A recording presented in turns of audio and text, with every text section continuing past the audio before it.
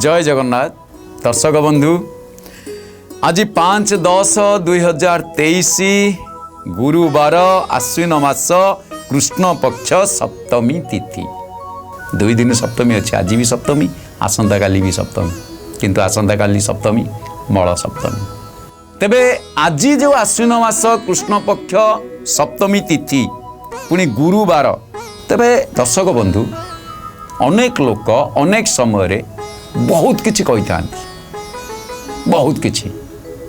किंतु पूर्वसूरी माने कही जाइछंती निहाती भावरे आम मानंकु केते गुडी स्थान रे मौन रहिबा आवश्यक। हमर गोटे लोक कथा नहीं कहिले लागुची कली न कहिले जाए चली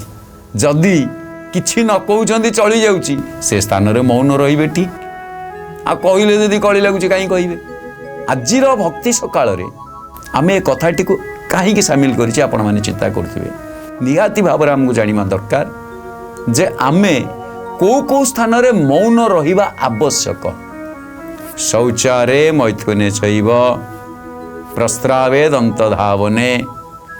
शौचादि समय एवं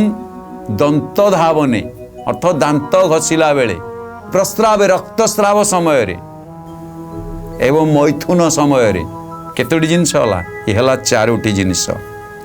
श्राद्धे भोजन काले च श्राद्ध समय एवं खाई बसिवा समय खाइला बेले एई 6टी समय मौन रहिबा निहाती आवश्यक। षट्सु मौनम समाचरेत 6टी स्थान कौन कौन से 6टी स्थान मन रहा आपणकर ना आउ थे कहि कहीदे प्रथमे आपण देखंतु शौचादि कर्म समय शौचादि कर्म अर्थात स्नान शौचादि कर्म आमे जाउचे ये समय निहाती भाव में मौन रहिबा आवश्यक। एवं आउरी गोटे कथा मैथुन काल मैथुन अर्थ संगम समय संपूर्ण भाव में मौन एवं दंत धावने दांत घसिला बेले ब्रशटा पाटी भर्ती करेचे आड़े किए गोटे कौन पचारा आम ताकू कि दांत घसुचे दांत घसिले किए गोटे पचारा कहला जीवर खंडे गला दांत माने साधारण कथा एमती तो वैदिक मतरे लिखाई सी तो अलग कथा कि साधारण कथार आम दांत काटीटा पाटी धरिक दांत घसुचे सी गोटे कम अच्छे कहला जीवर खंडे गला दांत चापिदेला कष्ट किए भोग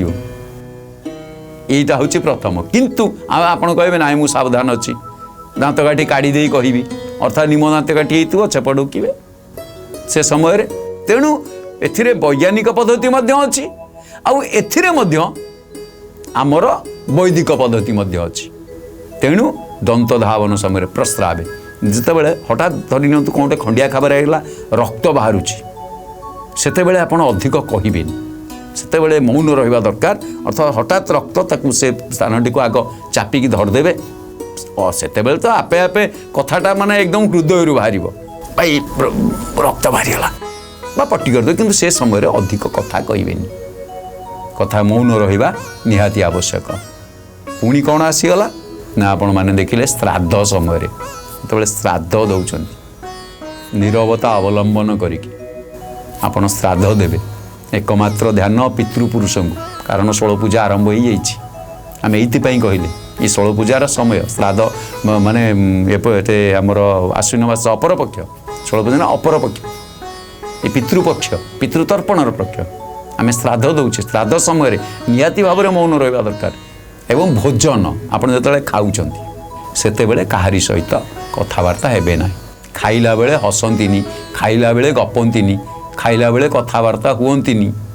किंतु आमे गोल टेबल बैठक रे बसी जिबा खाउथिबा आडे गाउथिबा कहूथिबा गाउथिबा ये तो होउची हमर नीतिदिनिया किंतु भोजन समय रे कथबार्ता निषेध। ए 6टी मौन रहिबा स्थान को जदि आपण चिंता करिवे